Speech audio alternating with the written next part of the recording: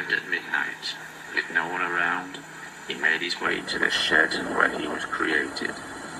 What he found was the answers to his questions, and many others.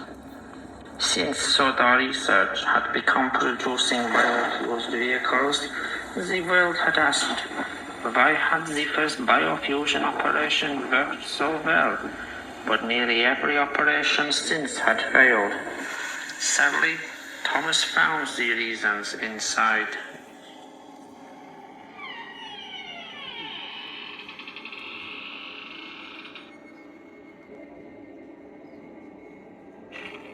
Thomas had never been the first operation. He hadn't even been second. What shed number 17 contained was evidence of several attempts to create a tank engine with Thomas's DNA. These had been early tests made by people with no experience of an experiment on this scale. Ill-planned and unprepared, these procedures had used DNA from the human Thomas and had been as much the real Thomas as the tank engine the world had come to know and love. To us, Thomas the Tank Engine had been the Thomas we all knew as a boy. Part of the family the whole island's population had known and respected since Wilhelm first arrived. In actuality, this tank engine was no more the real Thomas than all the failed creations made over the 12 months before. This Thomas had all the human Thomas's memories and experiences. He had learned what Thomas had learned, known who Thomas had known, but so had all the previous failures.